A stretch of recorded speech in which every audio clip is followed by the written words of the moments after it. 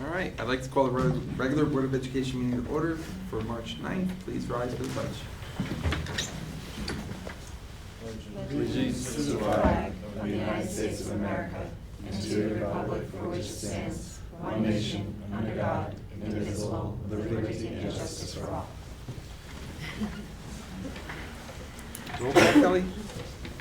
Ms. Fetterman? Here. Mr. Caselao? Delayed. Ms. Flynn? Here. Mr. Rakowski? Here. Ms. Stadler? Here. Mr. Singh? Here. Mr. Wolf?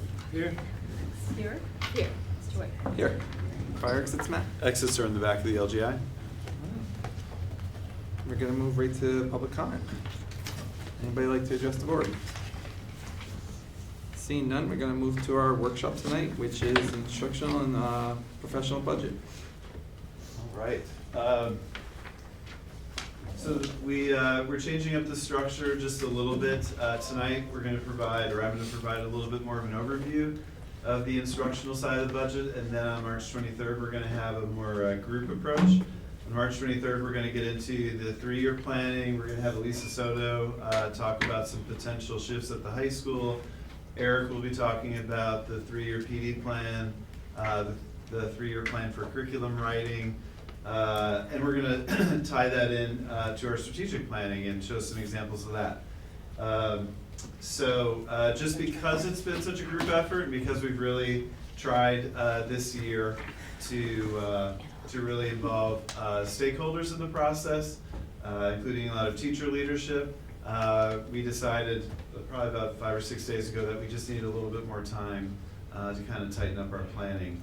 But this will, what I'll provide for you tonight is an overview of some of the requests that will be probably gone into more detail on the 23rd. So just a brief review of our mission statement that we prepared last year. Our belief statements: the diversity of our community is a strength, providing an equitable education for all, and believing that a culture of care helps ensure the wellness of the entire school community. Also, just a quick overview of the skills and abilities that we want to see in our graduates: communication, problem solving, creative and critical thinking, collaboration/independence, and digital literacy. And the attributes and dispositions we will want to see in our graduates: empathy, self-regulation, citizenship, curiosity, wonder, awe, imagination, and adaptability and flexibility.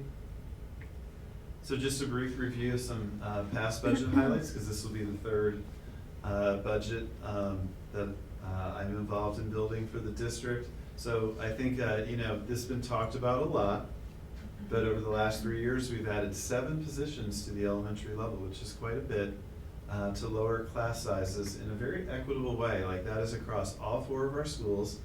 I was just looking at the numbers about a week ago, and the range across all 4 of the schools has become much tighter. The average is 17.8 across our elementary schools. That has been decreased. When we started the class size initiative, it was over 20, and so we brought it down quite a bit while still having essentially the same number of students at the elementary level. And like I said, these positions have been distributed across all 4 of our elementary schools. When I go around and do the budget process with stakeholders, whether it's teachers, staff members, or parents, this is probably the #1 thing I hear about: people being appreciative of class sizes being lower. Sometimes at the stakeholder meetings, parents will be in the audience who have both students in high school and kids in elementary school. I always admire parents who have that range at home. It seems like that's hard to pull off in terms of managing it all. But they'll talk about their student who's a senior, that he was in a class of 28, 29 when they were in elementary school, and now their youngest child is in a class of like 18, and just the difference they feel as a parent, the difference they see the teacher in terms of communication, the connection with students. It's just been a real positive. So this is a huge thanks to the board for supporting this over the last 3 years. We're also excited to say we don't need an additional teacher this year. Like looking at our numbers, working with our elementary principals, we feel like we're good in this area. So that also feels good because then we can kind of move on and look at other things. But this has been a huge initiative for the district. And I also want to say for new parents kind of contemplating joining us in the district at the elementary level, this is a huge selling point. That we honestly, we're doing a lot better than a lot of private schools with class size too. And I think that helps people make that leap sometimes to public school.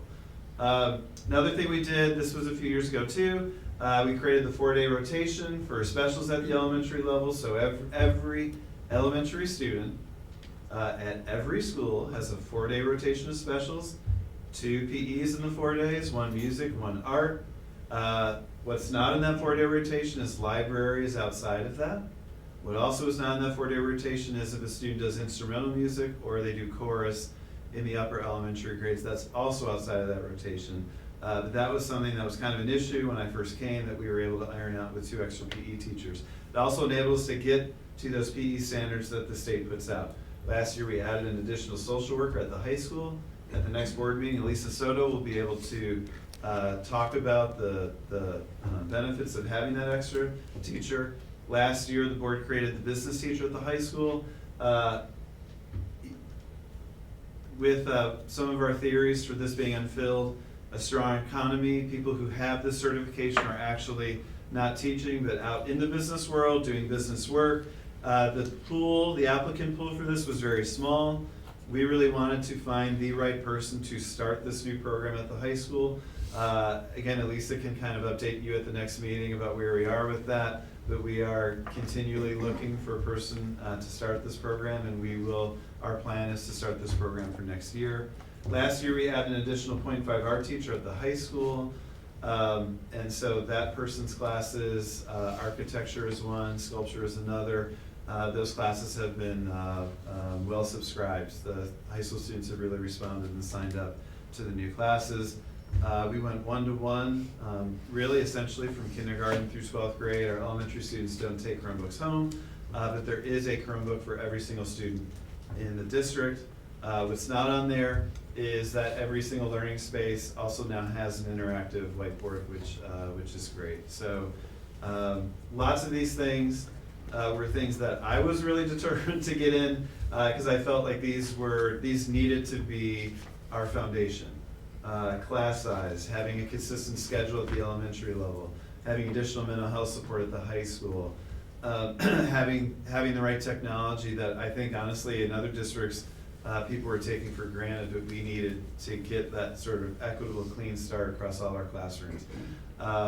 So that was a big part of our work over the last few years. And then finally, and we'll get more in depth with the 3-year plan and update you there, but last year we started a large investment in professional development with some district initiatives. The responsive classroom, which has really taken off at the elementary level. We'll get into that a little bit more in the next meeting. The Engagement Institute last summer, which had teachers from kindergarten all the way through 12th grade, got some of the highest reviews of any PD we've done, and has really carried over into this school year.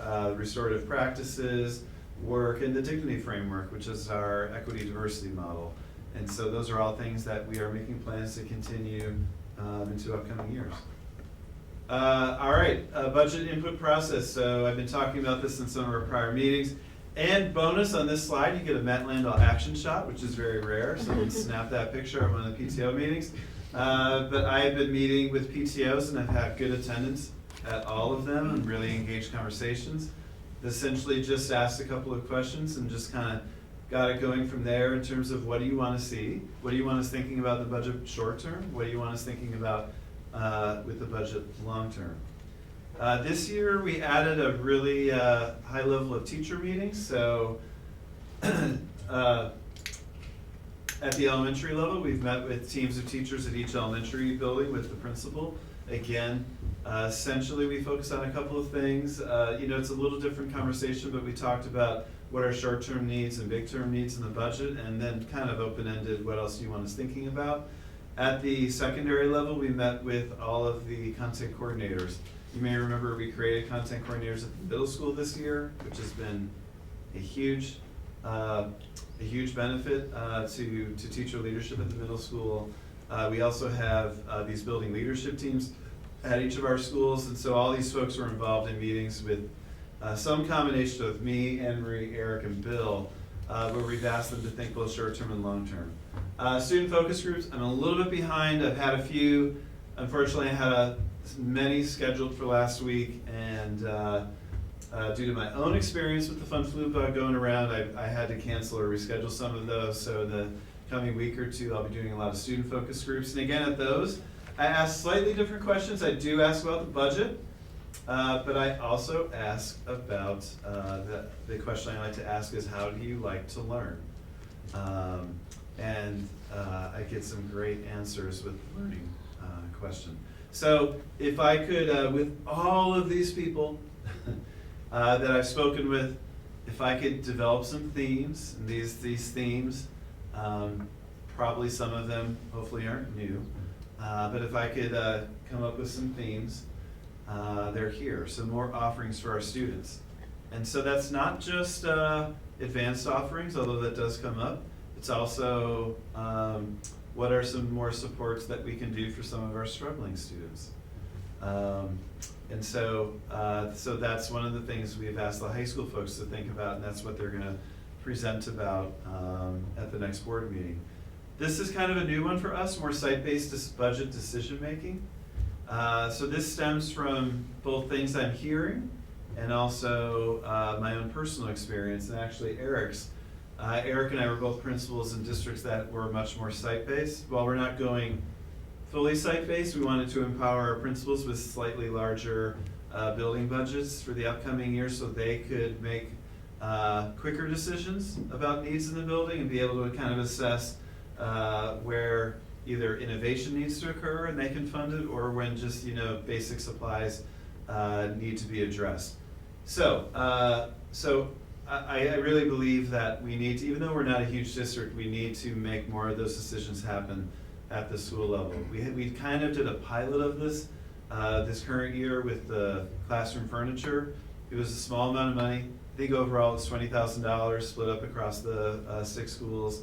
But each principal worked with teachers in their building for how to best spend it. They chose slightly different paths, but you could see in each of the buildings where the money was spent and how it's being used. And so we wanted to expand that a little bit for the coming year. I'll talk about that a little bit more in a minute. More authentic experiences for students. This is the big one that comes from those student focus groups. When I ask the question, what have been your favorite learning experiences, our students are incredibly eloquent in what they say. They talk about specific learning experiences. They do not have to be field trips, but they talk about when learning is real. And I must hear the word real. Probably if I was truly qualitatively doing research or recording all these conversations and then analyzing the words, I probably would hear the word real close to 30, 40 times in these conversations. And real doesn't have to be, real, like out in the real world, but they love simulations. They love hands-on. They love an opportunity to do something that feels like something that they're going to be doing later in life. And this is not just high school students saying this. This is elementary kids verbalizing this as well. So, we'll get more into this at the next meeting, but we feel like that Engagement Institute is a great place to help teachers make things more real for students. But also principals working with their staffs to find, it could be materials, it could be some of our curriculum work that we'll get more into. So all means all is a theme for me in that this year, the attendance at the parent meetings increased, which was great, and was more diverse in the things I heard. And so when I say all means all, I really heard about from parents the needs of a kind of a wide range of learners. So yes, kids who are more advanced students need more offerings, but I also heard a lot about students who are struggling for a variety of different ways. And so we've really been asking our principals and our teacher leaders to think of ways that helps us address all of our kids. So just to talk briefly about site-based budget decisions, we'll get a little bit more specific about this, Anne Marie, at that next meeting, but we are essentially taking money that we kind of kept at the central level for needs that would come up, and we're transferring a fair chunk of it. So we want to try to increase material supplies budgets in our 6 schools by between 15 to 20%. And so what we think that will look like is principals being able to see directly the needs in their building and be able to address those. I don't think this will create inequities. That's always one of our worries. Because what we have found is our principals spend a lot of time talking with their colleagues in the meetings that we have about how they're spending this. So, like I said, we kind of had a little pilot of this with the furniture, and we also, at the elementary level, gave principals money to diversify classroom libraries. And it was fun to see them working with their staffs and really trying to kind of get the most bang for their buck, but also try to impact the largest number of students. So we're going to do that again, but we're also just going to increase the materials and supplies. So some of the things that came up in all these focus groups that we did, we had some high school teachers say, I've had the same material budget, and I've been here for 18 years. We need to change that. I think that should come from the principals. Again, when I was a principal, I did that every year. I worked with the teachers on what they needed. Sometimes the department would get a little bit more because they had an initiative or a project, sometimes a little less. Our principals working with teacher leaders and their building leadership teams will figure that out. I would hear from our librarians, we've really been trying to do maker spaces, that some of them feel like we even need more supplies for our maker spaces. Heard from art classes, like we could use more supplies for our art class so they can do sort of more, a wider variety of different kinds of projects. So we want our principals to fund that. We feel like the way some of this works to just say from me, maker spaces are getting this much more and art classes are getting that much, X amount more, like we want our principals to be involved in that decision more and to see kind of more closely the needs in the building. It will be something that we monitor. And again, this is not the most, wildly innovative thing in the world, but I do think this will help us address some of the issues that come up. We've got to start funding some of the innovation that teachers want to do. Principals need more flexibility to do that. I don't want to say it's like a grant, but like I feel like a principal working with their teachers in their building can say, okay, I've had my budget increase. Like, what department has a really good idea, to do something a little bit different this year or a grade level? We will work towards equity and we'll work towards having things have some sort of equitable foundation, but I also want to be able to fund great ideas.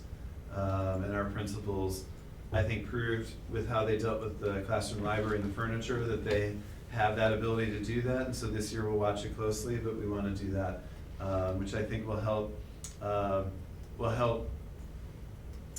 think it will help some of these ideas get funded more quickly, and it'll help our teachers feel more supported.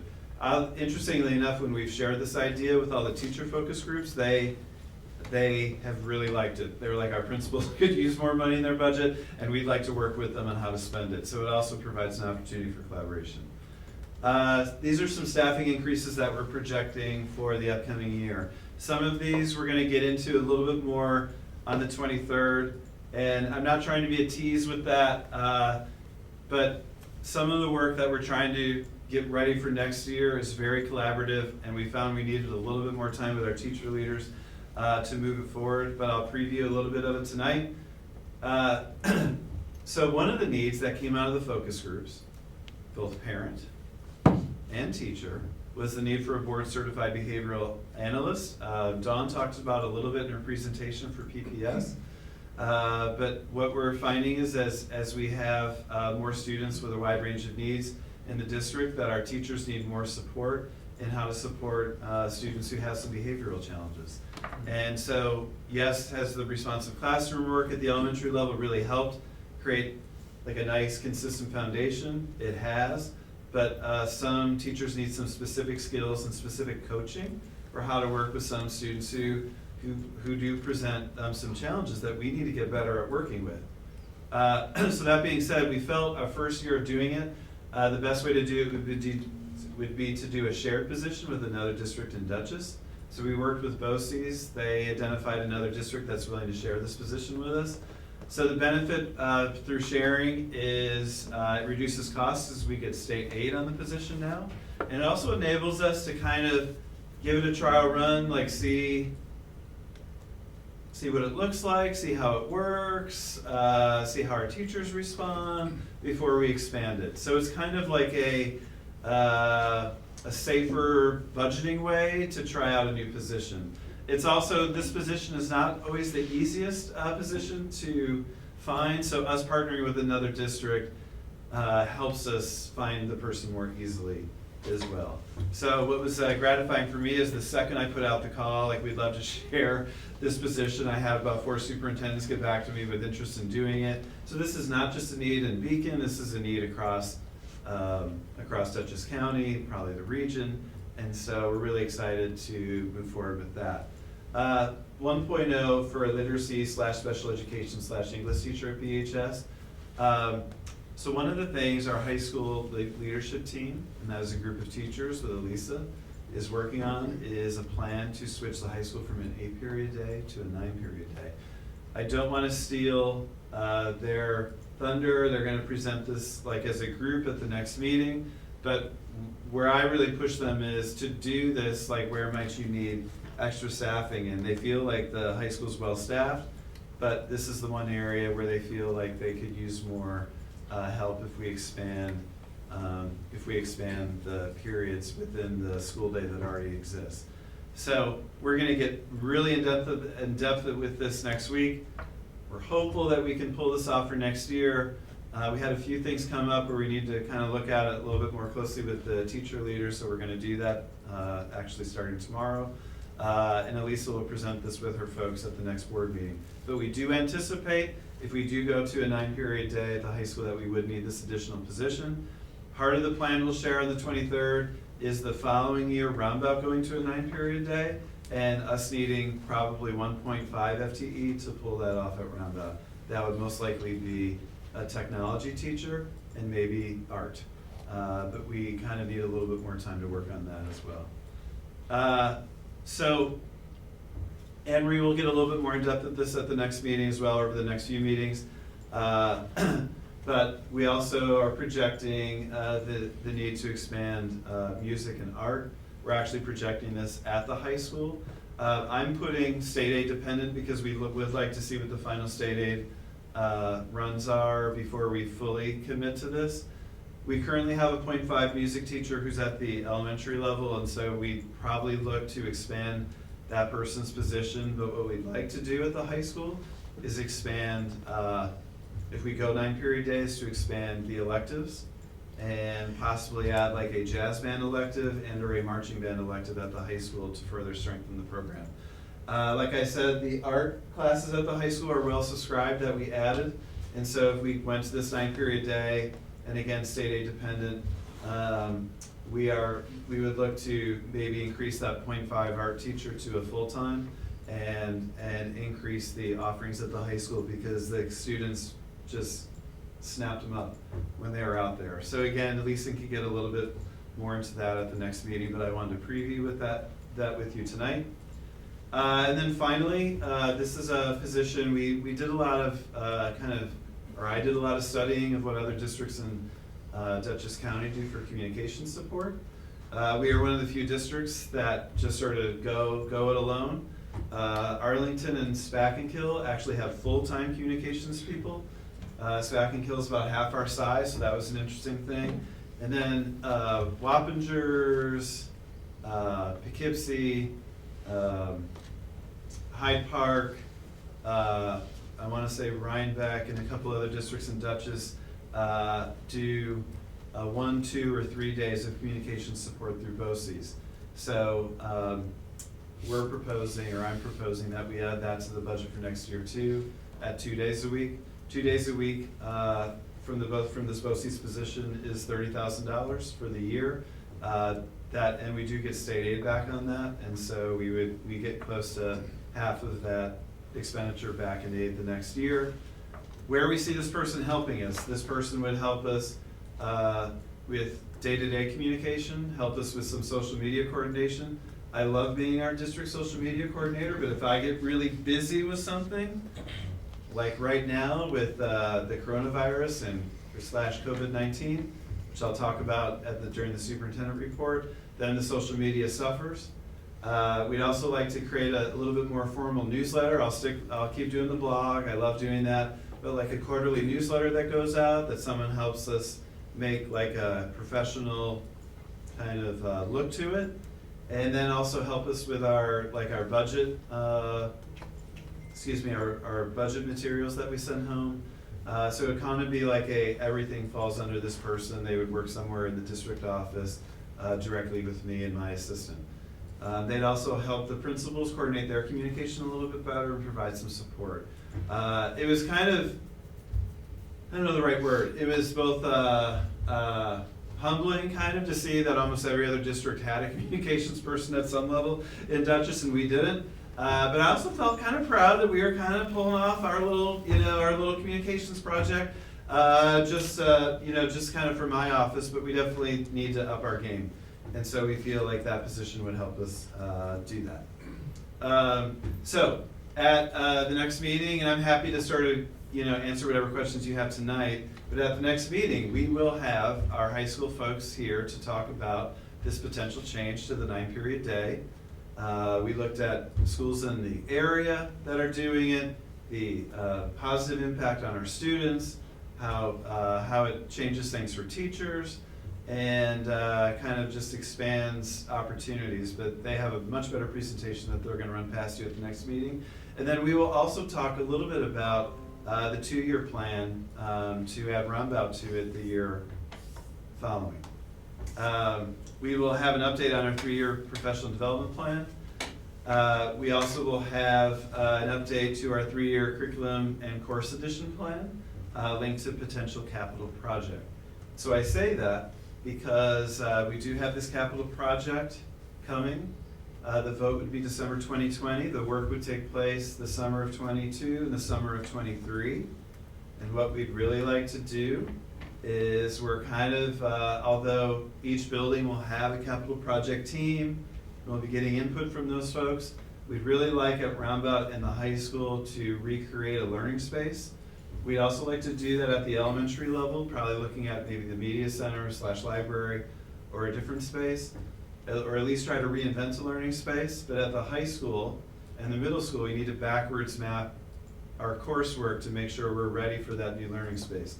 And so we want to present a draft to you at the next meeting of what potentially that might look like and what needs to go into that. We don't want to get so specific that we're kind of putting the blinders on, and this is the only option, but we want to start thinking about budgeting, if we need another teacher, what kind of classes we would need for a potential reimagined learning space. And then we also want to link some of our strategic plan work to that too. So we have a big, we have an ambitious agenda for the next meeting, but we're really excited about some of the things we're presenting. Again, tonight's a little bit more of a preview, but what questions do you have? Yeah. For the communications, Yes. for the communications position, would there be any kind of an offset for whether we have used contractors now or other things that would help pay for that? Yes. We would not have big contractors anymore. They would replace it. Yes. Would the 9-period day mean a later dismissal time in the high school? No, if we did it in year 1, it would not have a later day. We potentially could do that in year 2. The shifts for transportation are too great to kind of spring in the next 4 months. Mm-hmm. Right now, we're kind of looking at it a few ways. It might be something that we still need 1 more year of study of. We're trying to figure that out this week. If we don't need another year of study for, year one of the 9-period day would be kids still starting at the start time. They're starting this year, 7:30. Yeah, we've been talking with transportation for the last few months about it. We would just need a year to figure it out. That is one of the benefits, though, eventually, is what Alyssa's referring to is one of the ways you can do a 9-period day at the high school is the first period of the day is a common prep time for all of the high school teachers, and the high school students come essentially second period.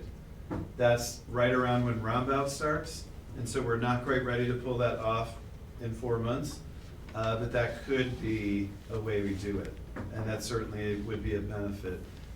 But we'll get a little bit more into that at the next meeting, but that's a great question. Thank you. Would the communications person be coordinating calendars across schools too, like school events and things like in that newsletter you're talking about? Do you envision it? Just one thing that I know that has come up a couple of times with the PTOs is they schedule something for one night and then it turns out there's something else scheduled in this other building and they kind of Yeah. conflict and there's just not some common central point I of think, communication about that. yeah, I think that person working with probably my assistant would solve that Okay. issue, but yes. I wanted to ask about Yeah. the behavioral analysis. Yeah. And behavioral analyst. Yes. Would that be primarily working in a social worker capacity or with PPS or with, It's not like a social worker. It is someone who they have special training, and they are able to go into a classroom situation and really do a full assessment of changes that a student needs in either presentation, communication, relationships, and also changes that staff need to do. So one of the things they might help us do is create a behavior plan that's more research-based for a student, like a functional behavior plan. They also might just coach not only a teacher, but a teacher and a paraprofessional in a class. We do some of this already. We have a contract with Anderson, and they do some of this, but like having this person here 2 to 3 days a week we feel like root it and develop the relationships that sometimes you need to have those conversations. So it's different than a social worker. It's more like I'm going to look at this classroom situation. I'm going to provide kind of my, I don't want to say outsider, but I'm going to provide my like perspective to it, give the teacher some really strong recommendations to do, give other staff members who are in that class some strong recommendations. Then the beauty of this is then I can come back 2 days later, I can come back next week, to check in with the folks and say, okay, like we've been trying this plan for the last 5 days. What's working, what's not? This person could even potentially come to a CSE meeting. Not all CSE meetings just because of the time constraints, but to some.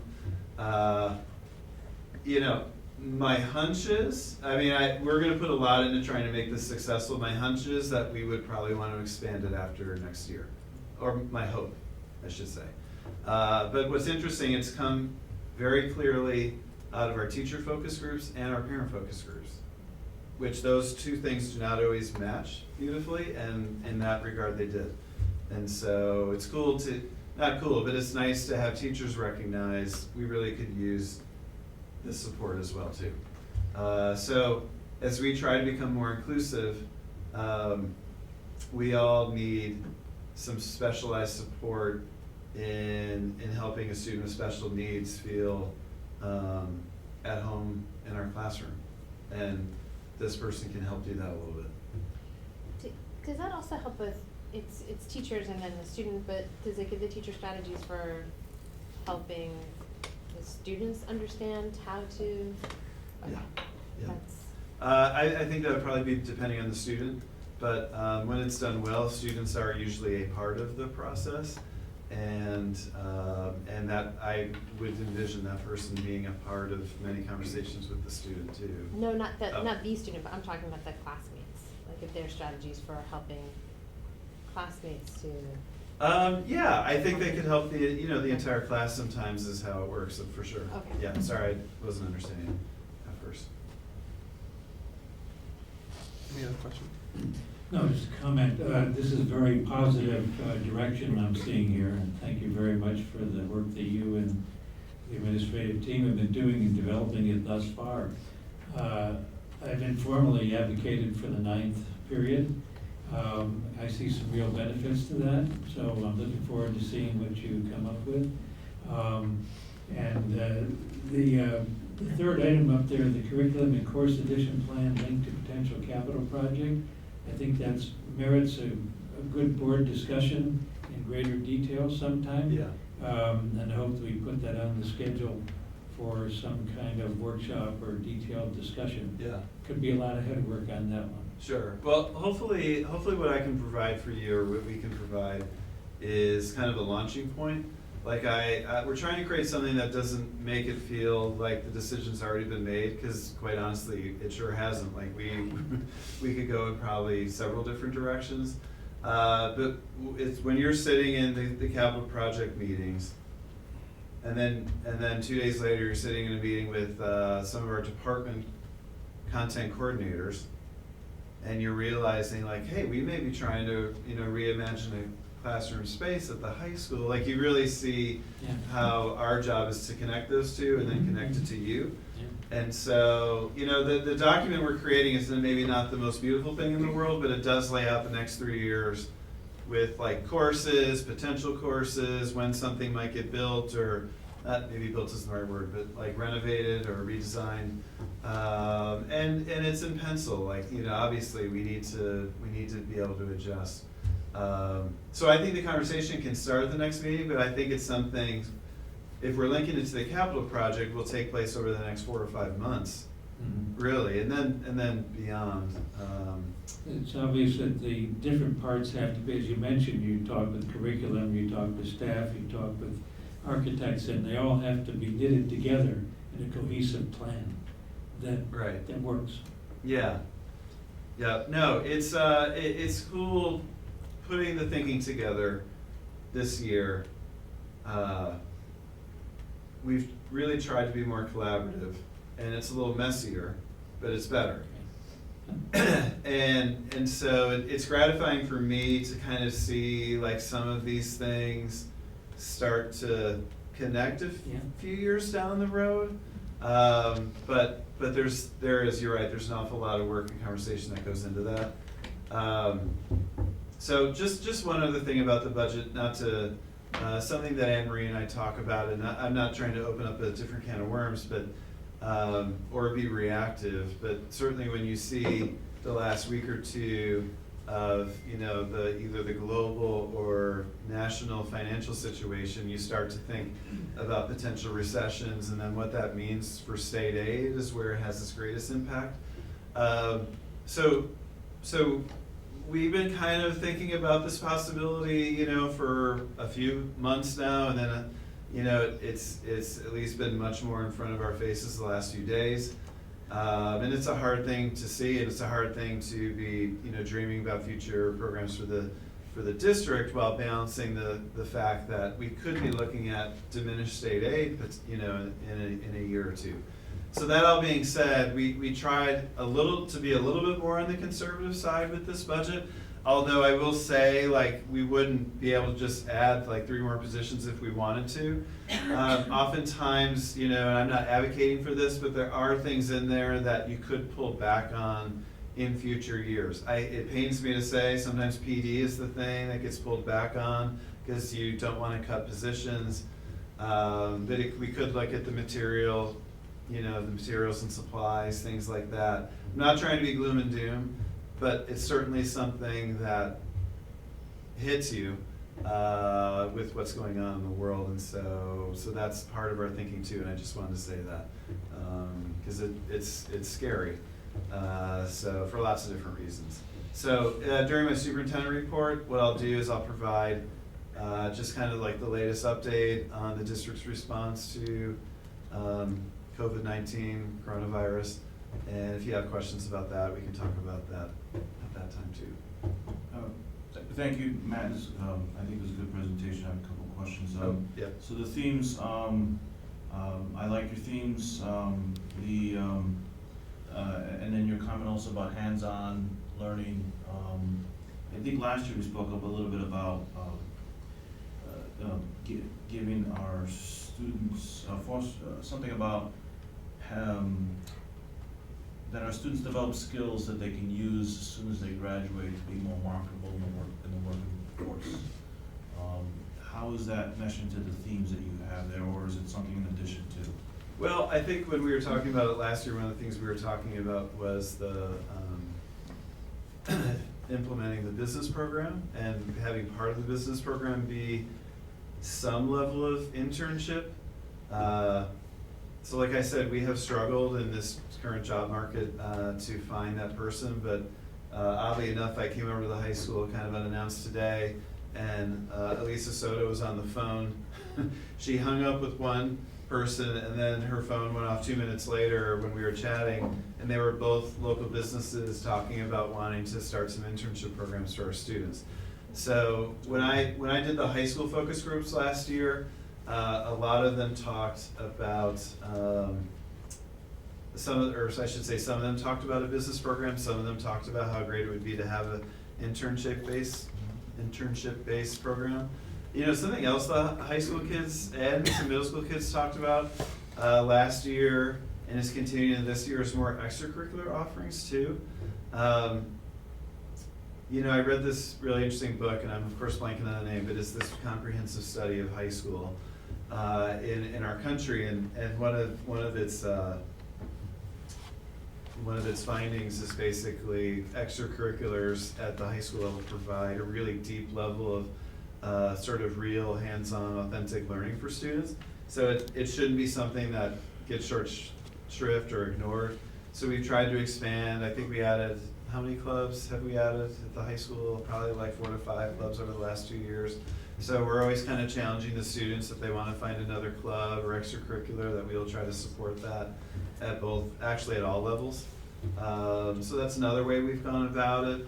We used to have a cap on the number of students we would send to the BOCES career program, and we've uncapped that. So we tried with the last budget last year, and then with this one coming up, that any student who wants to do the BOCES program, that we will support it. You know, we'll find a way to support that. And so the result has been we have the highest number of students in Dutchess County participating in the CTI program, which is great.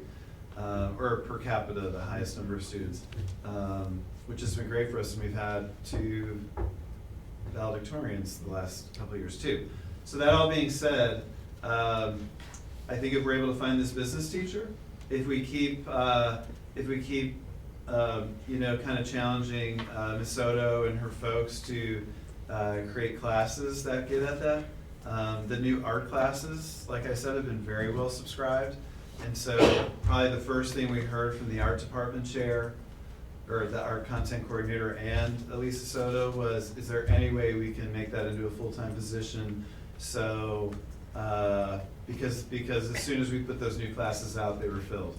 And so there's a real need for kids wanting to do the more authentic learning in the arts too. So we're trying to find ways to address it with some of the requirements we have to. The science research class is also an internship. Right. Program that is growing. I mean, they would have to get to the 3rd year to Yeah. become that, but. And we can get, you know, we'll have Elisa up here, and I think either some, you know, the assistant principals, and there may be a teacher or two as part of the presentation, they can get into it a little bit more.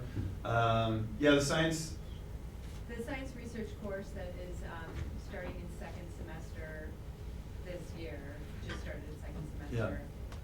The junior year, it's all building to a junior year internship in the sciences. Right, and then we have that other science class that's very hands-on. That's the name of it's escaping me. The project. Project Leader. No. Anyway. I There's can't not think of it. the research writing class?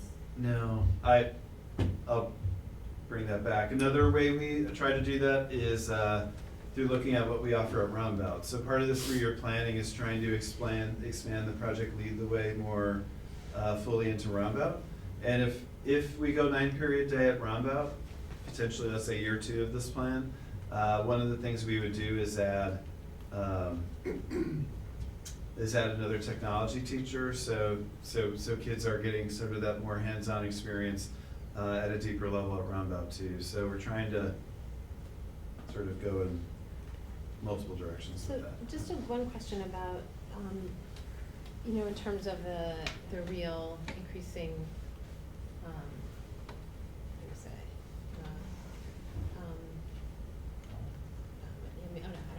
When you were talking about the real, like, experiences and how much work, is done in, like, how much collaborative work and projects are part of our programming right now? Is that something that, does everybody sort of work more individualistically, or is there?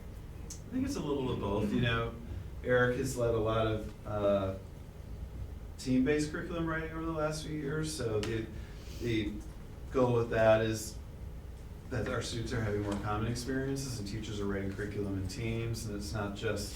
Oh, no, I mean for students, like how many do they take projects as groups, as like teams? That's one thing that I know that they work that's a as a thing that, team. yeah, that's the thing that Yes. happens in business school is you just, Yeah. all they I'm do is sorry. make you work with other people all the time. Right. It's very miserable and Yeah. very challenging. Yeah. And it's extremely valuable because then you pretty much learn how to work with people and work in Yeah. teams, and it's the same thing you get from extracurriculars, and it's what you get from team Right. sports, and it's all those things Right. that bring you, like, that is, Yeah. and it's definitely something that's missing in, you know, people can hire somebody with a stellar resume, but if they can't work with other people, or they Right. can't, you know, that's, Yeah. I don't know. if It's there's something I any can't projects that- quantify. I will say I feel like it's something I see more and more of. Mhm. I always find it really gratifying to see it at the high school level, and I don't want to put you totally on the spot, Grace, but do you feel like you get opportunities to work in a group? Yes, I do feel that I get That's I'm a people person, so I love working in groups, and definitely in like throughout my high school, I've seen a shift towards more like collaborative, like classroom activities, and I think it's really helped me and like other students in the school. Yeah. So it's definitely something I see. The Engagement Institute that we do, it's not exclusively about working collaboratively, but the person who comes, his whole mission is raising the level of rigor while also making it like a very kind of enjoyable learning experience. And so he basically almost models over 2 or 3 days like what he feels a classroom should be. So there's some direct instruction, like there's some times where he's going through, so he doesn't do it for very long, but some content, but then you're working kind of with, you know, these other folks. And this isn't the only place teachers get this, but it's something that we've tried to emphasize. I mean, it's one of our attributes and skills that we want. You know, collaboration is a huge part of it. And it is for sure something that we struggle with. Can I too. ask Grace one question? Yeah. Right. So when you do these group projects, do you find that you always, all of the same people take on the same roles, or are you able to, do you ever get feedback from teachers about changing your roles? Like, because does everyone go to their strength, or are they encouraged to kind of take on a different role each time? Usually teachers try and encourage, in the beginning, they try and encourage kids to, everyone to contribute equally, but then teachers kind of, towards like the middle of the year now, they know who's going to work hard, who's the speaker, who's this. Right now in English class, we're working on a project. We have to rewrite lyrics to a song and sing it, and a lot of kids kind of are okay with taking a 0 because they don't want to talk necessarily, so it's kind of hard. But kids usually play to their strengths, so I can see teachers trying to get everyone to work outside of the box. Okay, Yeah. thanks.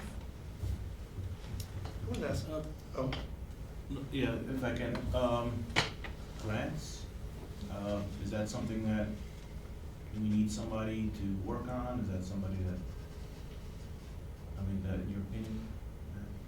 Yeah, I mean, I get the,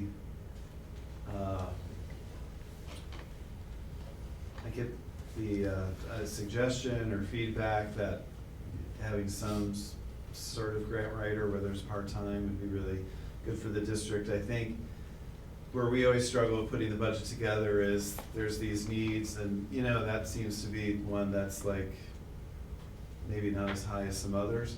But that being said, you know, when we wrote that big grant a couple of years ago, one of the ways we did it is we actually put a posting out for some teachers to help us. And so we had 3 teachers who had an interest in this, and they for not a large amount of money, like they spent time putting the grant together and did a lot of the legwork and the research, and we obviously worked really closely with them in coordinating it. So I'm not saying like that is the answer to writing grants, but it was a way that we found some success.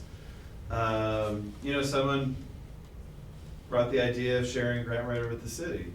I don't know how feasible that is, but that could be something that we look into too. The one grant list that I'm always looking at are state level grants, because they're usually bigger kind of ticket, and but sometimes, you know, they can be really competitive too. But that's where we got that one 2 years ago, so we're always looking at that list. If we see one we feel like we can go after, we'll try to put a team together to do it. It appears it will never happen, but like I'm always wanting a My Brother's Keeper grant to be offered again, because I think Beacon would be a perfect place for My Brother's Keeper. But the grants they offer for that one are just sort of like continuing for the districts that already have it. And I don't know if that's just a funding stream that's kind of running dry or what, but we are looking at it. But we do, you know, we don't have a concrete thought for like a specific grant writer. I wanted to ask if there are any parts of this budget or planned future budgets to focus specifically on college readiness, college preparation for high school students? Meaning in what way? Well, I was trying to think about what examples you might follow up with. Obviously, well, Alyssa brought up the PSAT testing Right. as one issue. I think that's Yeah. fresh in my mind. Yeah. I'm sure there are other resources through other Yeah. counselors or just general. I mean, I know we have AP classes, but obviously not only AP students are going to go to college. So Right. how do we integrate that into the general curriculum? Yeah. One of the things Elise was gonna talk about at the next meeting was having a better plan for the PSAT. So that's one of her parts of her presentation. You know, if we put like the total wish list together, one of the things would be adding just maybe even a half-time specific college counselor.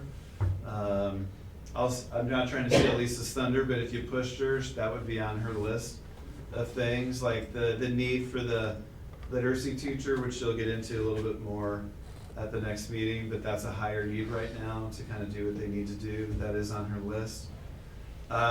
You know, I know you said it obviously AP is not the whole thing, but we are trying to add like an AP class every year. And so next year, the AP class is computer science and principles. You know, that is a huge parent feedback item, that when I did the high school PTO, they still feel, I shouldn't say they, it's a lot of people feel this way, that we're still lagging behind with the number of APs that we offer. It's hard for us to just sort of have like 3, 4, or 5 in 1 year, so we've kind of done this approach of keep trying to add one every year. But they are subscribed by a lot of students.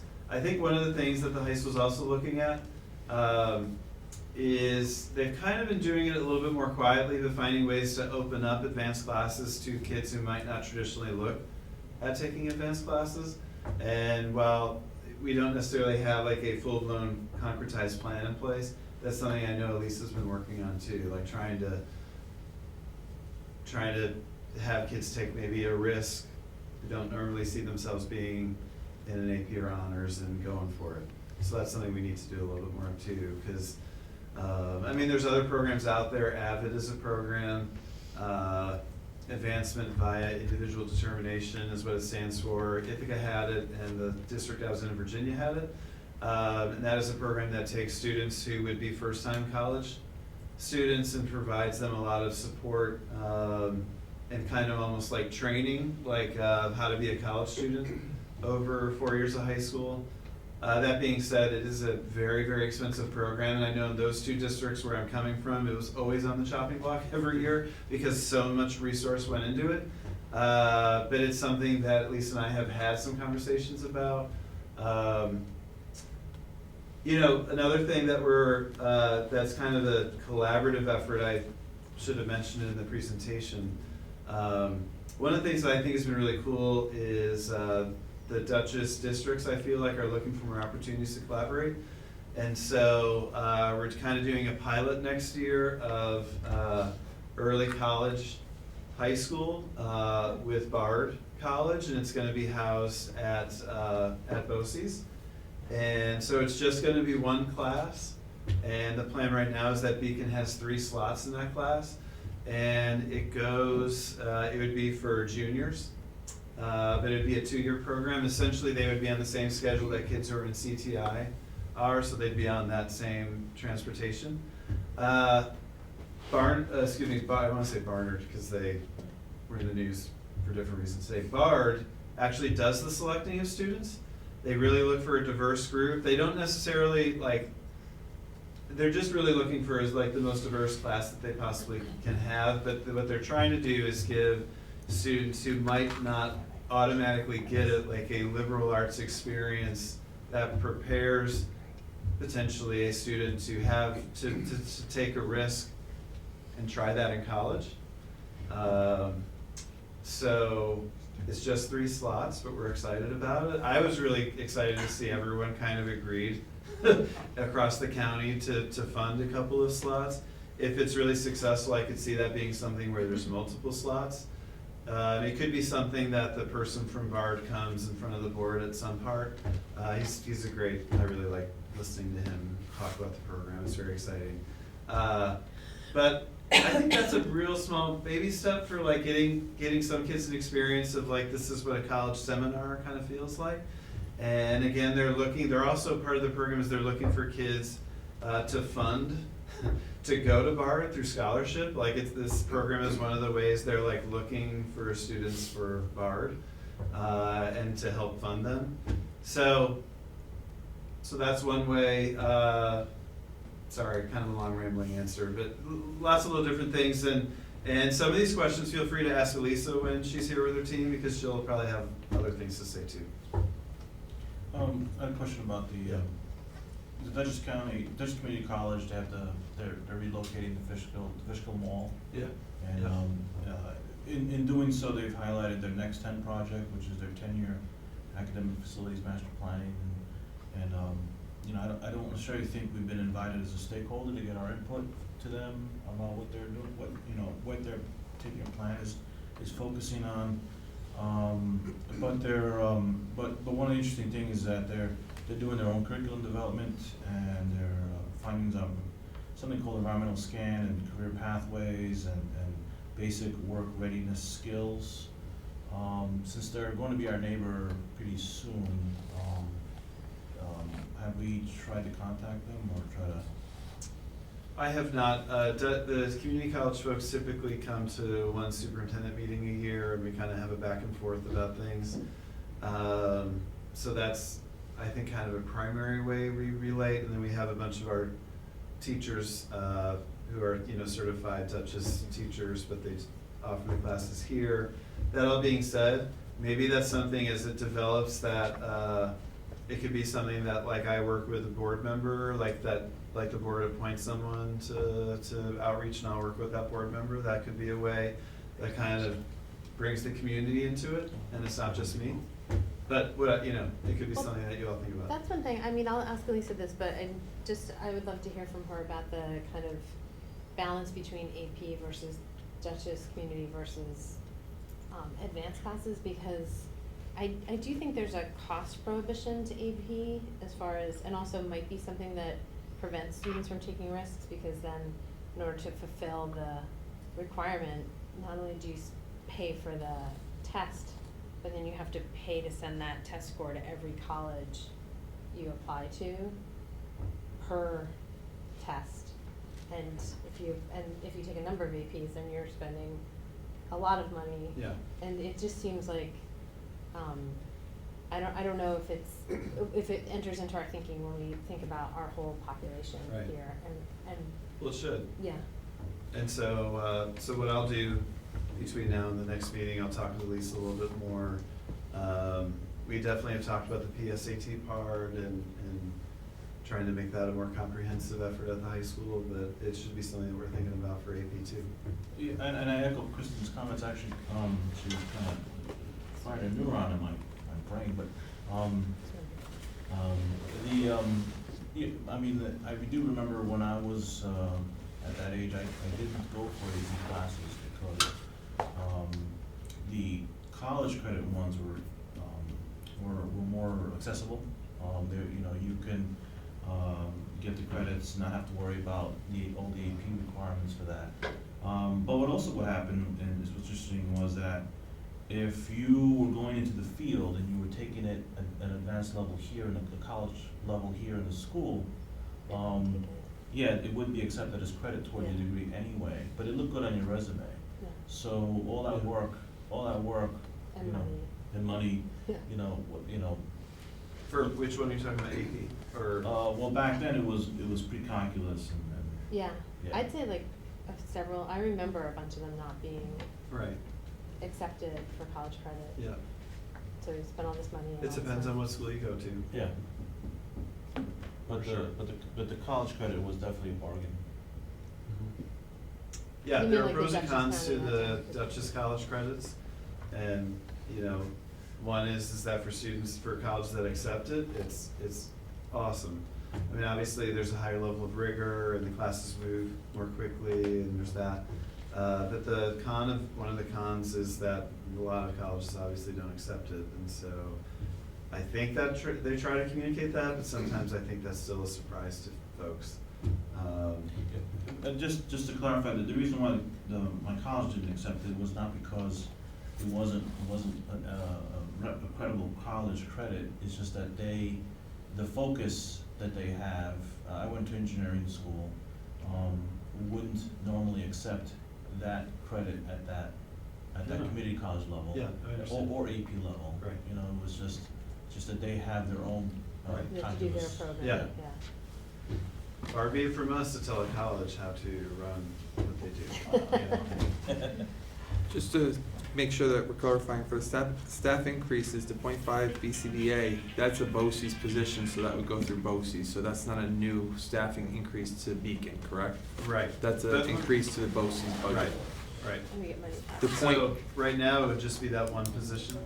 that .1 is the literacy special ed, that would be an additional, so that's the Teacher. only increase. And And, if we feel good about where the state aid comes in, we would also like to propose an additional 1.0 to help round out music and art. So we have a .5 art at the high school now, Right, so it potentially could be increasing that to a full-time. right, And then it would just be a .5 music. right. And then the BOCES communication that's a closer as well. Right. Through BOCES, so we're really looking at a 1.5 position. Well, the .5 for the art, but we have a .5 now, so, Right. okay. Additional 0.5. I mean, we might, one thing to also preview, with the class size reduction, we might have a teacher that we can free up. We're still kind of analyzing the numbers, and we'll probably preview it more at the next board meeting, so we'll get it more into detail, but we'd also like to think about having a position go towards literacy K-8, sort of more global, district-wide support for literacy as well. That would not be an extra position, though. That is one that's already funded. So would it be a literacy certified, a special ed certified, or English certified, all three? That's what we're working on for the next meeting. Okay. And we want to get a little more specific. Okay. All right. I mean, Elisa's also putting together, Elisa and her folks are putting together a proposal to create an after-school academy for the high school that will help some kids get credit they need to graduate, but also not a large number of students, but some students who the regular school day is just not kind of working for them, that they would be able to get their credits after school. So that's another thing. That would not be a position, it would just have a dollar amount attached to it. All right. Yeah, so we are not proposing adding a lot of staff for next year's budget.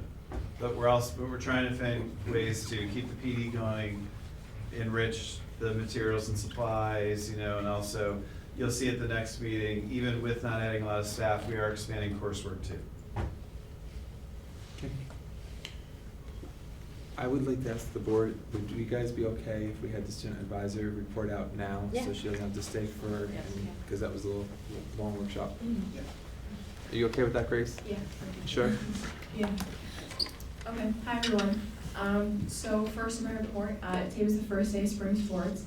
So beautiful day, 65 degrees, it was great, start of the season. The next thing is, we're starting to plan our senior trip, and we're looking to go, overnight to the Poconos. And we haven't had an overnight trip in a very long time, so we're trying to find, teacher and parent volunteers. So it's still in the early stages of development, but maybe, we'll see. And the last thing is, I just wanted to comment on the 9-period day, really proposing, I know you said we'll talk about it in the next meeting, but, No, go ahead. in the 8-period day that we have now, I feel that teachers, they usually start the lesson with, we have a lot to cover today, so we have to hit everything, and usually it's, sometimes they lose track of the teaching and the learning, and just checking off the box and making sure we're in this lesson, go over the homework, so I think if we add another period and shorten the ones we already had, it'd already be jamming pack our schedules even more. And I'm graduating, so it won't really affect me, but just like for future generations. No, we will, the team will present kind of a balanced pros and cons at the next meeting, but that's Yeah. really great to hear that from the Okay. student side. All So right, thank you. Thanks. And I heard about the senior trip most recently when I was at Kifu the other day. So that's something that we're trying to work on our end too. Yeah. Any questions for Grace? All right, thanks. Thank you, Grace. Thank you. All right, I need a motion to adjourn to executive session. So moved. Okay. For what reason? Executive, I was continuing, but I was getting. Sorry, I myself into- interrupted. To adjourn to executive session to review the employment history of particular individuals. Motion. Second. Comments or questions? All those in favor? Can we include in executive session the discussion on real estate? Sure. Okay, All those in favor? Aye. Aye. Opposed? Motion carried.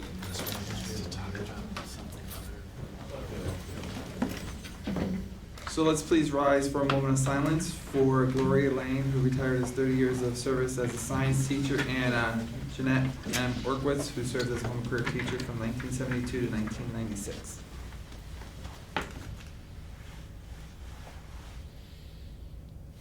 Thank you.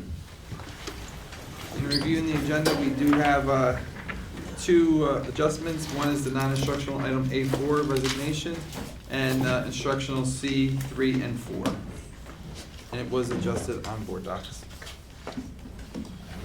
All right, do we have any student or school presentations?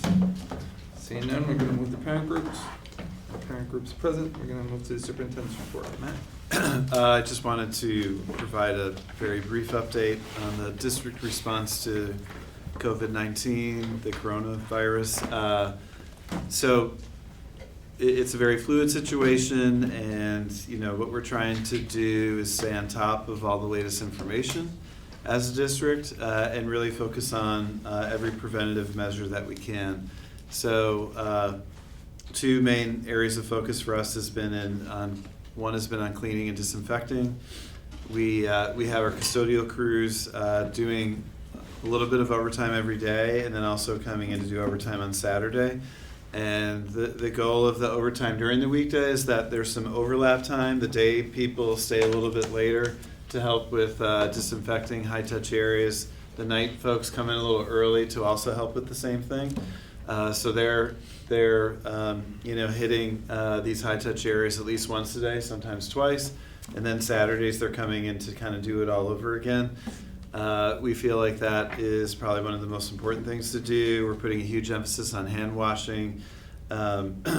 We're realizing that, like at the elementary level, a lot of kids were doing a little bit of hand sanitizer before lunch. We asked the elementary folks to switch up their schedule a little bit because it's sometimes hard to get 50 or 60 kids through a couple sinks in the bathroom, but we're trying to do it so they can all wash with soap and water before eating and when they come in from outside, different times of the day. So we've, I mean, it's something that we try to emphasize, especially during flu seasons, but it's very important now. There is some new guidance from Governor Cuomo and the state, and that is if there is someone who tests positive for COVID-19, either a student or employee in your district, the guidance is that the school shuts down for 24 hours, so it gives the school a chance to both clean and also develop a plan with the health department for if the school needs to be closed for longer. So we would have a lot of considerations with that. Is it, just closing one school in the district? Is it the entire district? If it's for a lengthier part of time, what sort of online learning options do we do? There's 200 different things to figure out with this, probably more. And we are putting a lot of focus on it as a team. And again, just trying to stay calm with it, trying to really focus on the preventative side, and trying to keep our students calm about it as well. So I just appreciate the community support through this process, and just to say once again, if people have any questions, they can reach out to me. The other key thing that we're trying to do is just communicate regularly about it.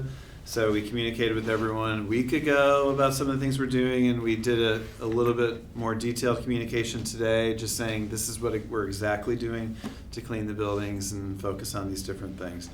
And we've been able to translate the letters into Spanish, which we're super excited about, and so that felt good to really get that part going as well, so we'll continue to do that. So again, it's a very fluid kind of situation, and things seem like they're changing on a daily basis, but we are doing our best to stay out in front. Thank you. Any questions for Matt? All right, gotta move on. Let's do facilities and operations. Kristen? Our meeting is on Wednesday this week. I actually don't have any sense of what we should have on our agenda. Normally I would talk about that, but we should probably. Our architects are coming. Okay, great.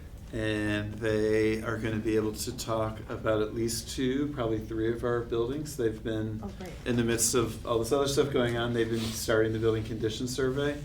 So, and they've also, part of this is they've also met with the principals of those buildings, and the principals filled out a survey for those buildings where the principals had to talk to different staff members. So I think it's at least 2 schools. There might be 3. Yes. I'm not sure which ones we're covering, but the goal is for the March meeting and the April meeting, they cover the schools in terms of needs and what they learned from the principals, et cetera, et cetera. Okay, Yeah. and I should have an update for the real-time energy management RFP process. Awesome. And that's all that I know about that we'll be talking about. I'll get the agenda out to everybody the next 24 hours. At 7 o'clock. Oh, 7 o'clock, yes. How does everybody feel about moving it to a different location or upstairs in the building? Because that room is a bummer, but. That's fine with me. Okay. It's just always either too cold or too hot or. No, I'm always busting out of that Give room. public notice of where it is. District office. We just put district office. It'll be the district office, yeah, but for the It's next still one. the district office. All right, so we'll table it for now and then we'll talk about it We'll after go this up to particular the meeting. fireplace. Yeah, the fireplace spot looks nice. The whole board used to meet at the fireplace room. Really? Years ago, Really? yeah. Why can't we always meet? Let's do that. Invited. It does look totally inviting and I always feel like we're in I love a video of. the rumpus room downstairs. When we No first heater. came on the board, I saw that room, I thought, oh, is this where we have our? No, come downstairs. Come down to this cold room. Should I stop? You good? Okay, I'm good. All right. Any questions? All right, great. Policy. Sorry. Hi, yes, so we just had our last policy committee meeting, last Monday. Our next one is in 1 month, or say it's 3 weeks, it's on the 30th. Is that right? I don't have it marked on my calendar, but that fits our schedule. Took a picture. Took a picture. Let me go to my. Just following our pattern would be March 30th, Monday. I don't have it on my calendar for the. Hold on. It's in April. Yeah, no. Is it till April? March had more days.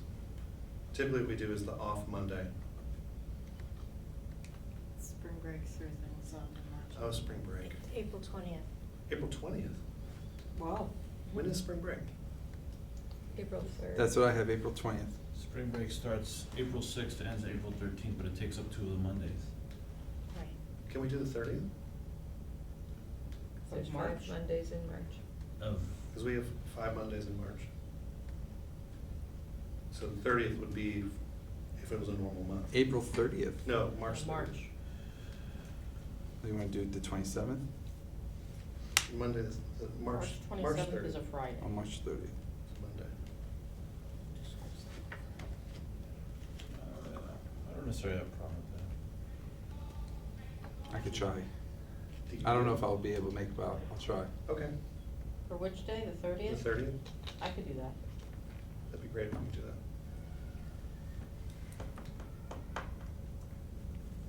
What time would it be? 7 p.m. Okay. Cool, great. Any questions for James? I just want to make one additional comment. It's just a general thing in my mind. There is an excellent article in New York Times that it's read that's citing a study that's comparing life expectancy for the population with one variable, and that's college education. And the study has found that the single biggest determination on premature death by substance abuse, by suicide, by chronic disease, is the difference between whether or not you have a single bachelor's degree. It's just reaffirming something that's oftentimes in my mind.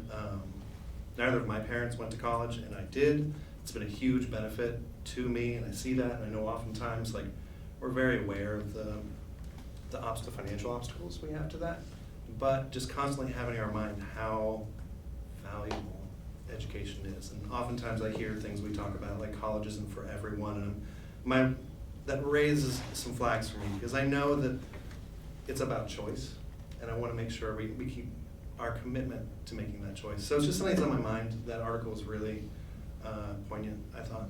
So I just want to make mention of that. And that's all I have. All right. Any questions? Move along. Craig, Public Relations. So, we did have a meeting, we looked over what NISBA has offered as about 10 different points relating to the state budget. And the most immediate thing right now just came through from NISBA was some proposed advocacy to New York State legislators that I thought was interesting because it summarized it in one paragraph. Not that that's all we need to talk about. I do intend to go forward with a bullet list of the whole items that they're talking about. But here they're talking about something that needs to go out fairly soon because it has to do with the 2 houses of the legislature adopting their basic budget position.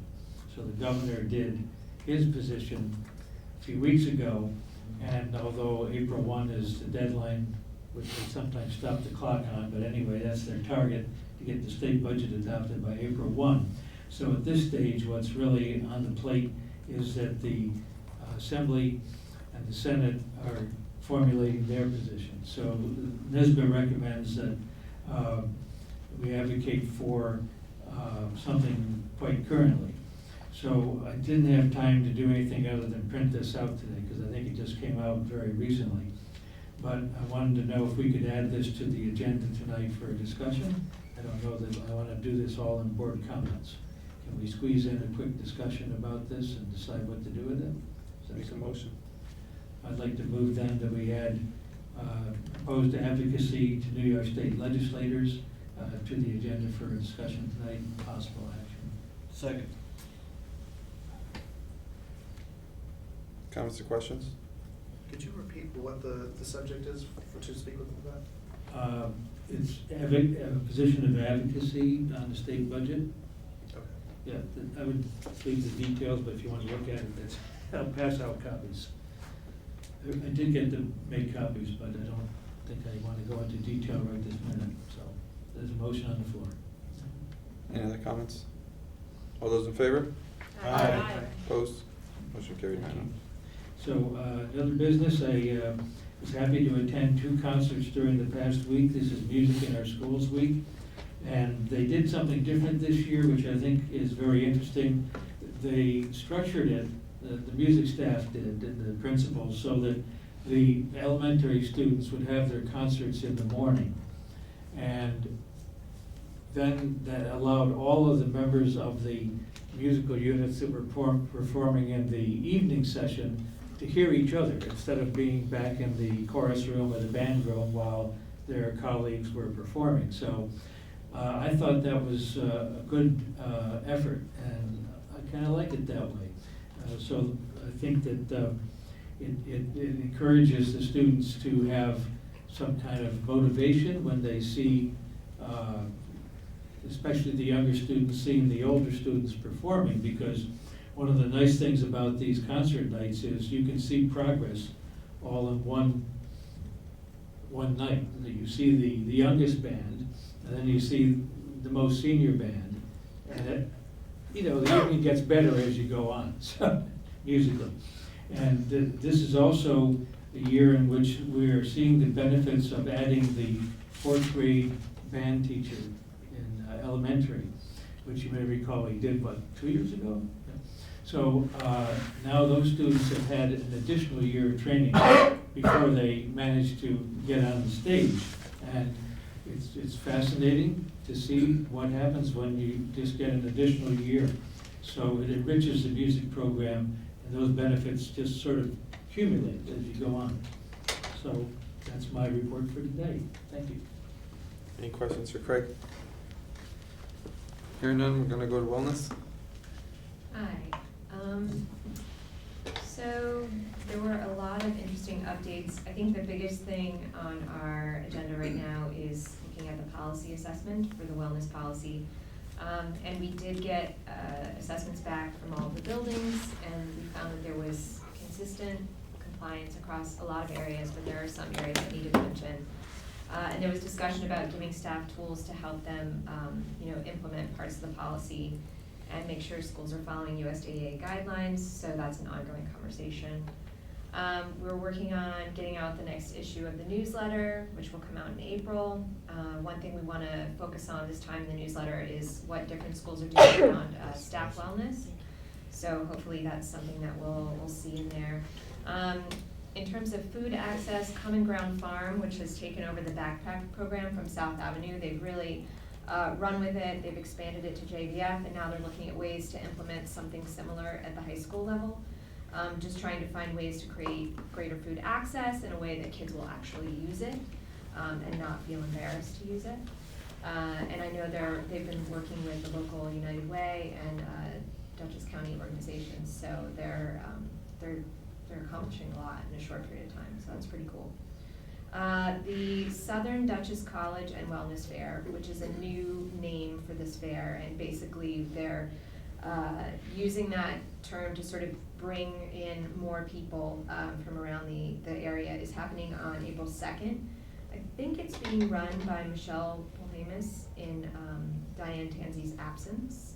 So if you have any questions, you can forward them to her.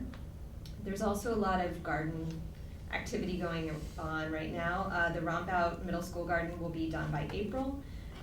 Their environmental club is participating in that, and everybody is really excited and feeling positive about that. Beacon High School is also working on building a garden. They're working with One Nature, so I don't know what the timeline is for that, but it's something in the works. In terms of physical fitness, John Giametta just always comes with more things than I can even keep up with. But there's a lot of great stuff happening. They're getting a crew team together. They're bringing elementary students to the high school pool. They're working on setting up a disc golf course at Beacon High School. They're working with RMS to reorganize its weight room.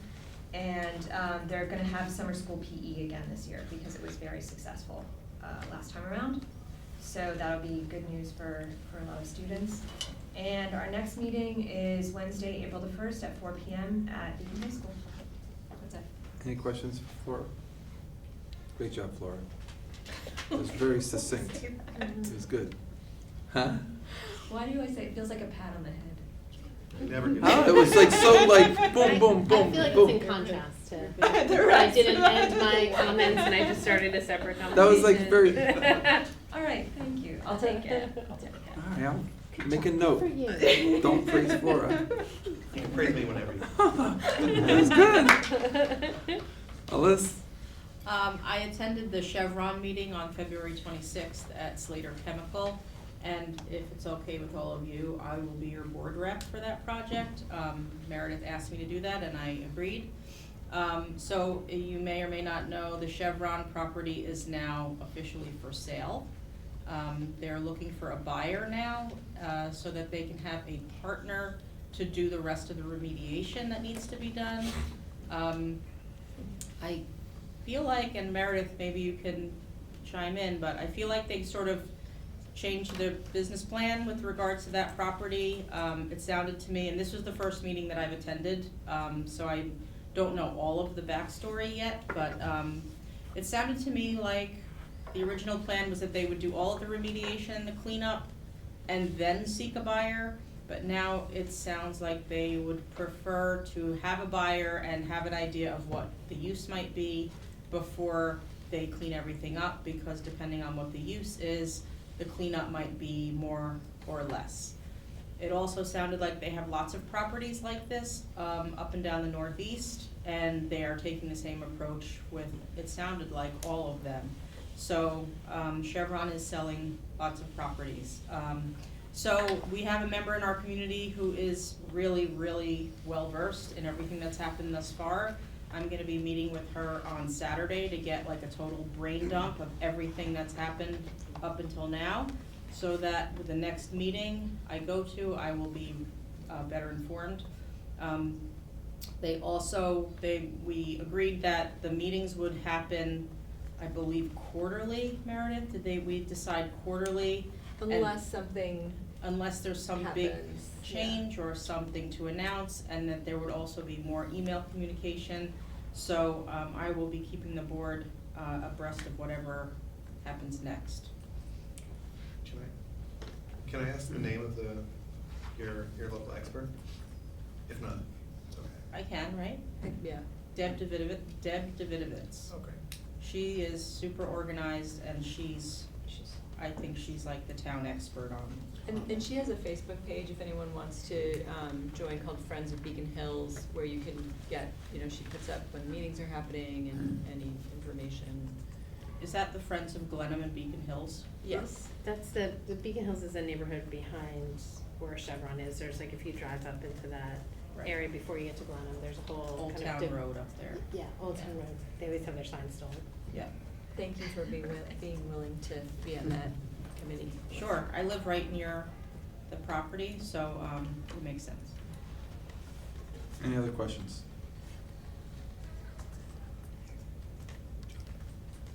I don't want to say it loud, you might ridicule me.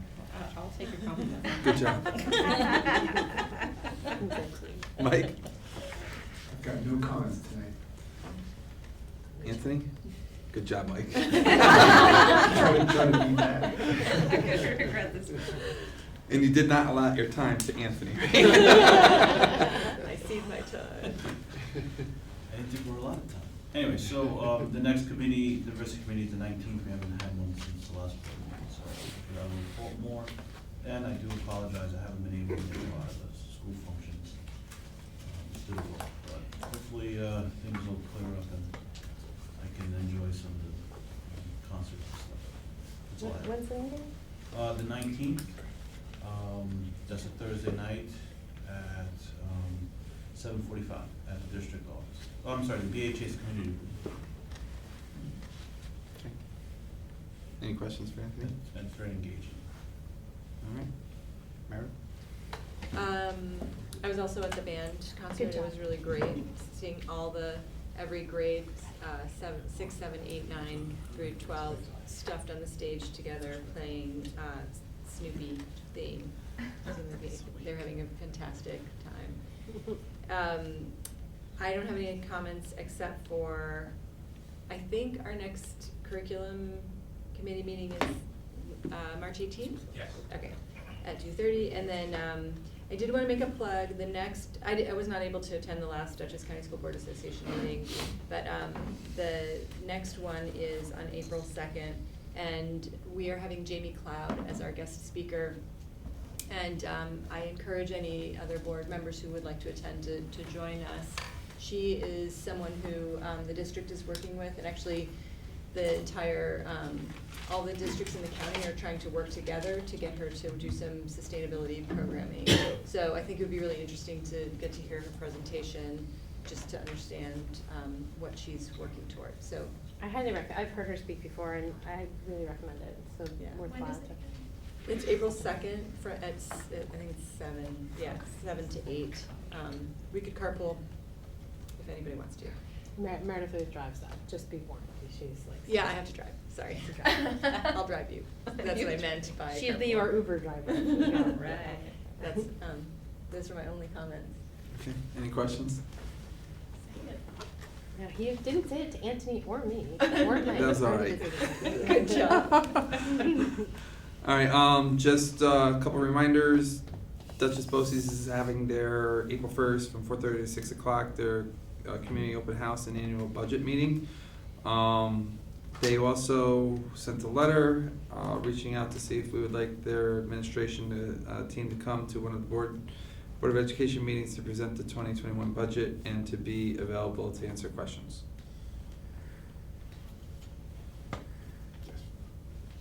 Yes. Great. I'm seeing nods, yes. Yes. Yes. All right. Yes. So can we please?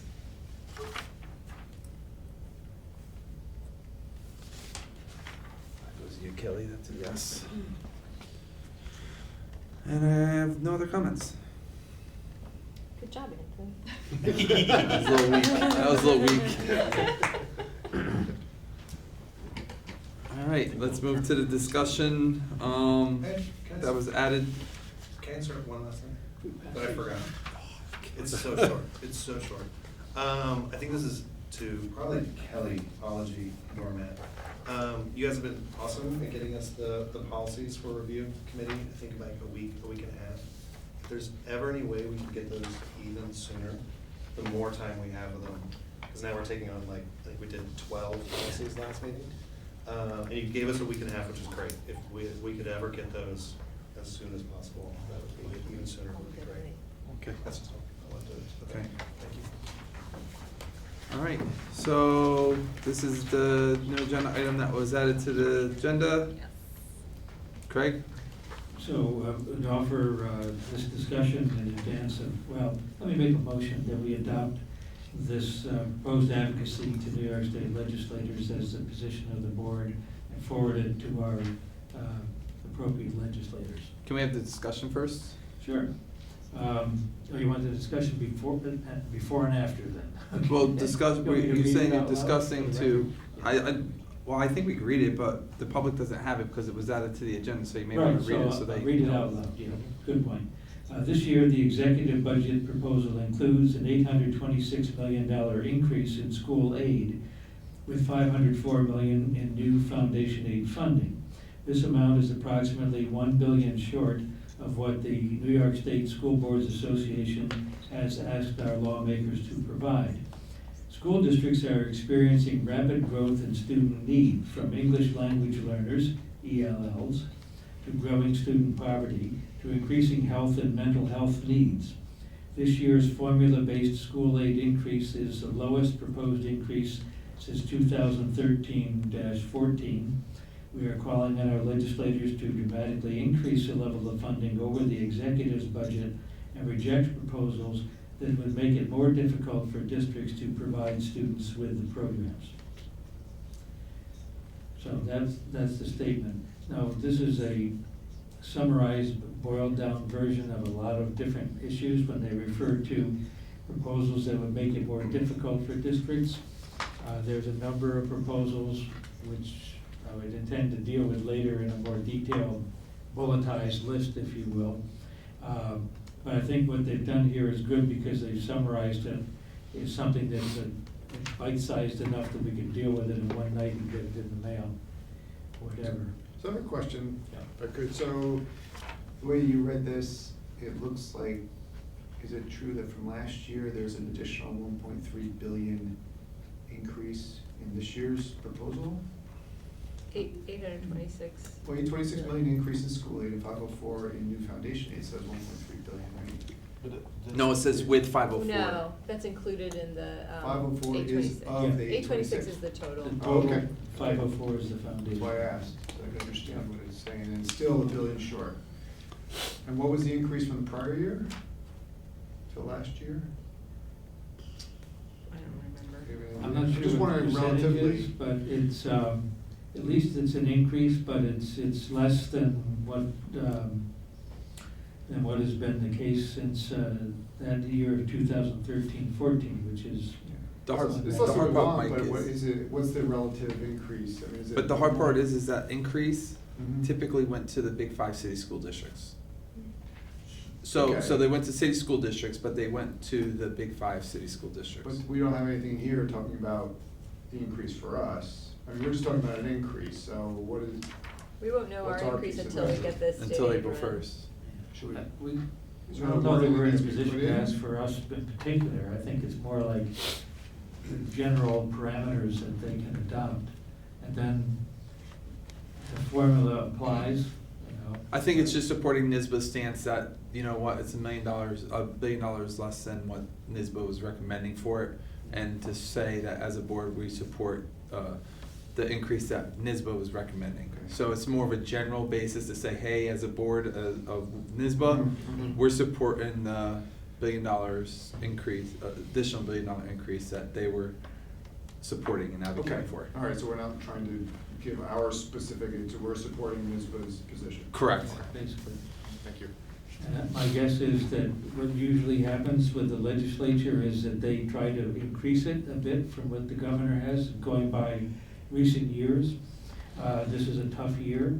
But, you know, we're advocating for what we stand for and what we need to do, and it does take some coin.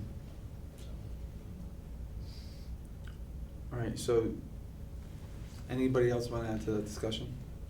So did you want to make a motion now to, So I'd move the adoption of this statement and that it be forwarded to our legislators. Second. giving it to Meredith, sorry, Anthony. All those in favor? Aye. Opposed? Motion carried now. Thank you. Do you need a resolution number for that or anything, or? We just really It's not adopted a it and we're resolution, gonna it's say, just yeah, a it's not letter or a. anything. All right. We're gonna move to the consent agenda. The use of the consent agenda permits the Board of Education to make more effective use of its time by adopting a single motion to cover those relatively routine matters which are included. Any member of the board who wishes to discuss individually a particular piece of business on a consent agenda may so indicate, and the item will be considered and voted on separately, thus preserving the right of all board members to be heard on any issue. Is there any item from the consent agenda board member would like to pull? 11.07. 11 what? 11.07. 11.16. 11.10 or 11.10? Hearing no others, I need a motion to approve 11.01 through 11.21 minus 11.07, 11.16, and 11.10. So moved. Second.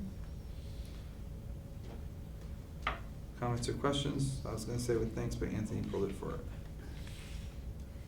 All right, all those in favor? Aye. Opposed?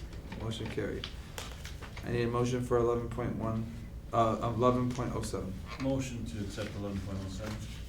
Second, Second. comments or questions? So, Community Foundations at the Valley, I assume those were 2 grant applications? So, does it, I'm glad that we were writing for grants. I guess there were individual teachers that applied for them. It wasn't the school district effort. That's usually how that works, the Okay. teachers ask for the community foundation grants. Should it, and I think we should accept it, But it seems unusual that they did all the work and they made the application and now they're subject to whether or not we're going to approve it or not. Should we have some sort of pre-approval process when teachers apply for grants, or?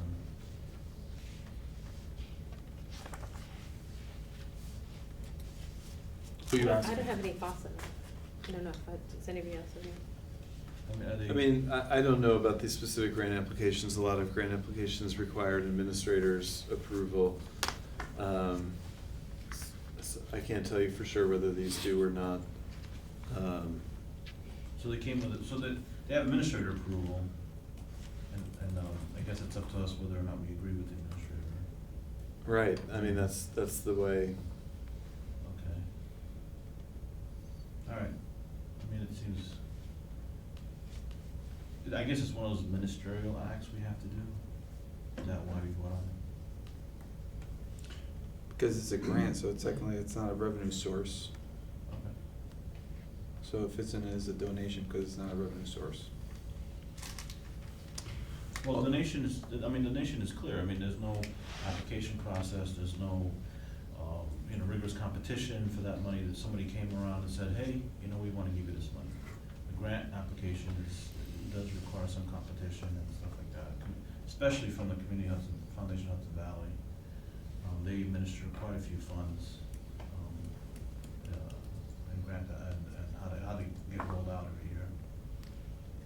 The board has to vote on the acceptance of the donation to have the revenue and the cash received by the district. It's a formality that the auditors would check. So, because I don't remember us voting, did we ever vote on the donation, on the grant application for the Microsoft stuff? The Teals grant? Yeah, I think we did. we did. Yeah.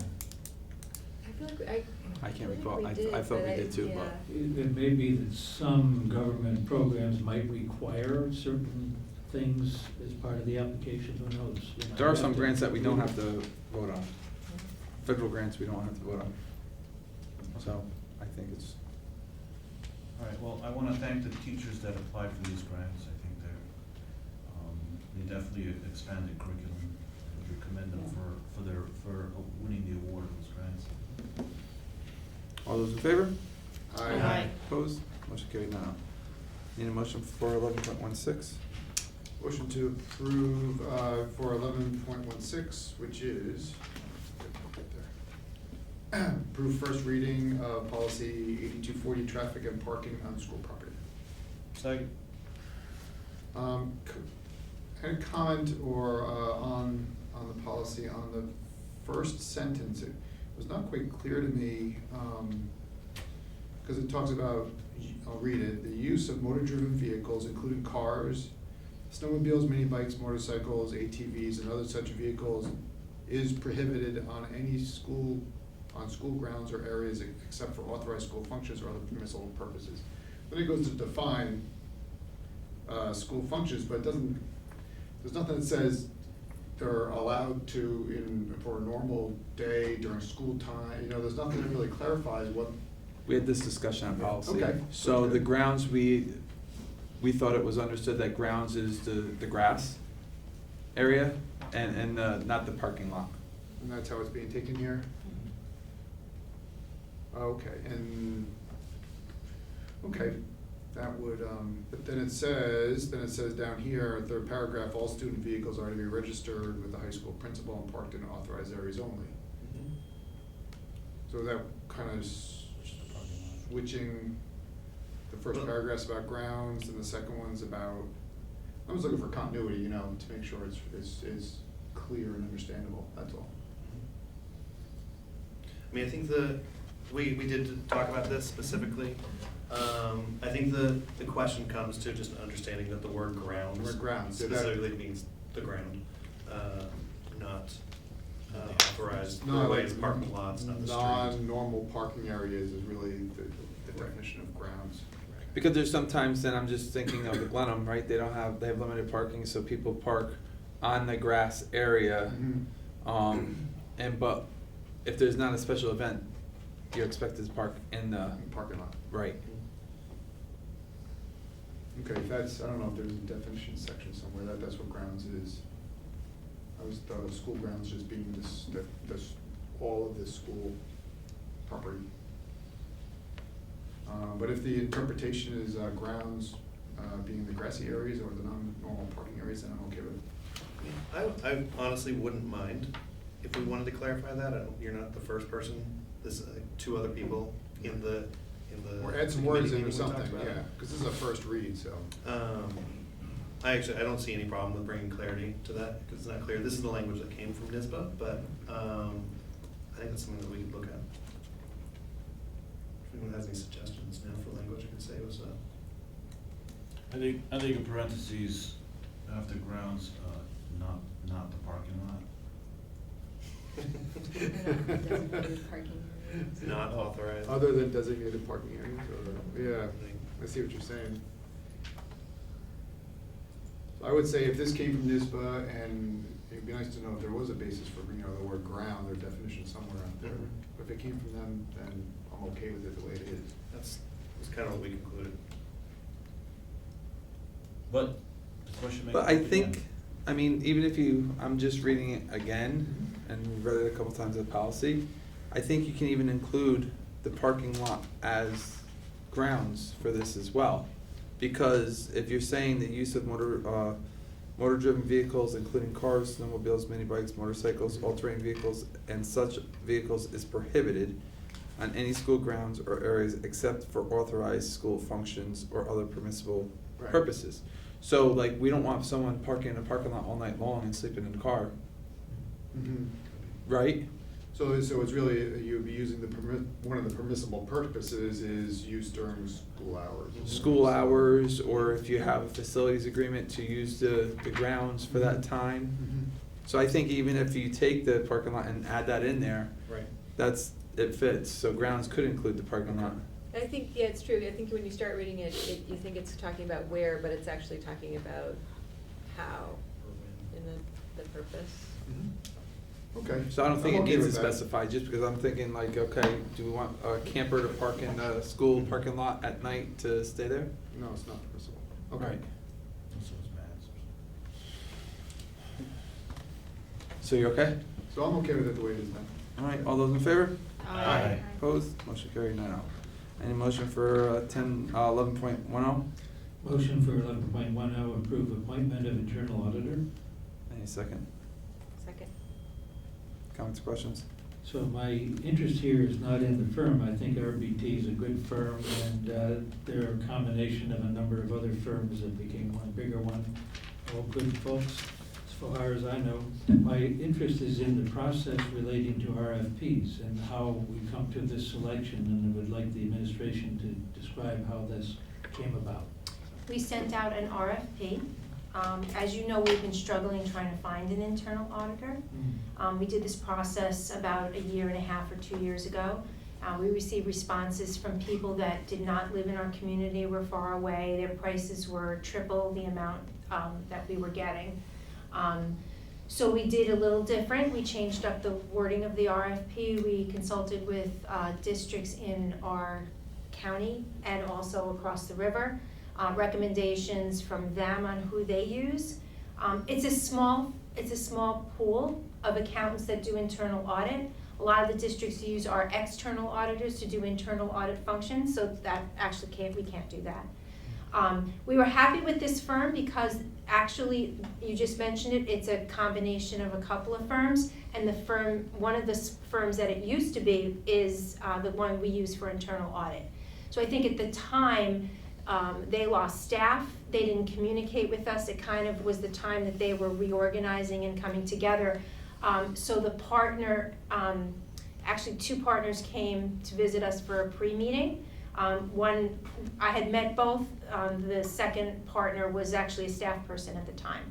So she will be the partner in charge going forward. So they already know us, which is great. We were never unhappy with Vanacor, but it's no longer in existence in this communication. So we're excited about them, and they're excited to come back. So they're gonna start their risk assessment in May, and then come back and do a risk assessment and a specialized area the following year. So we're excited about it. Good, so we did have a lot of outreach in this matter. and We sent it out to about 5 or 6 firms. We only got 2 back.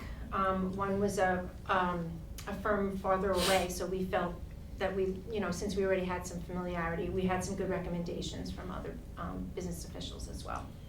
Looks like a good price. Yes. Thank you. Any other questions? Yeah, All just a comment too, looks like they have good, looks like the references, did we check the references or we just, We did. Well, I did it more on the front end than the back end. okay. All those in favor? Aye. Opposed? Motion carried now.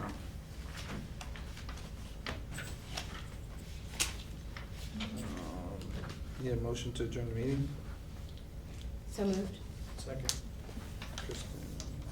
Who's that? Greg? James? All those in favor? Aye. Opposed? Motion carried 9-0 at 9:31.